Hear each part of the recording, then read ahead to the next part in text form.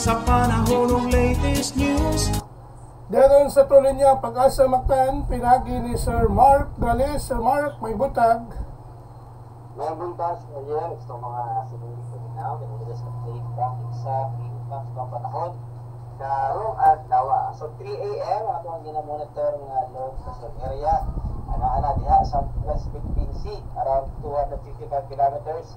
Northwest sa may Baler Aurora or around 85 kilometers west-northwest sa may Bacnotan, La Union. Ang maong LPA, doon na po gagawin yung moderate chance na may bagyo sa usunod na 24 oras.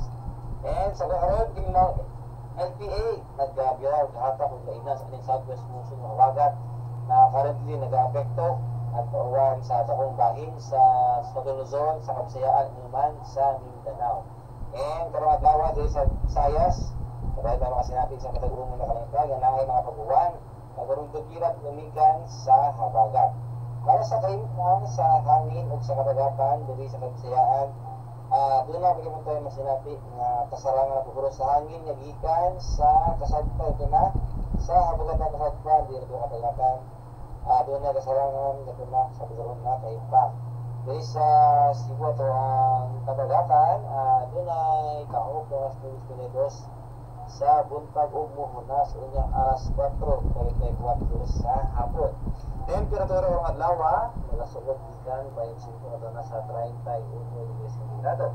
Aring adlaw din sila diri na alas 5:22 sa buntag o musalok na unyang alas 6:05 sa gabi.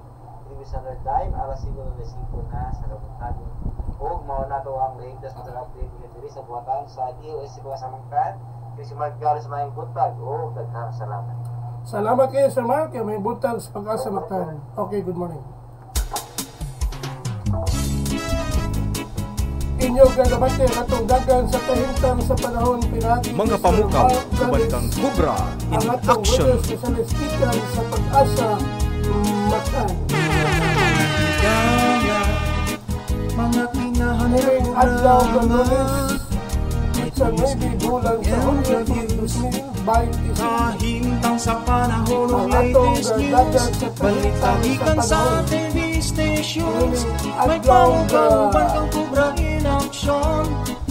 Adlaw Hanaw Lunes ko paminaon sa'yo sa kabuntagon.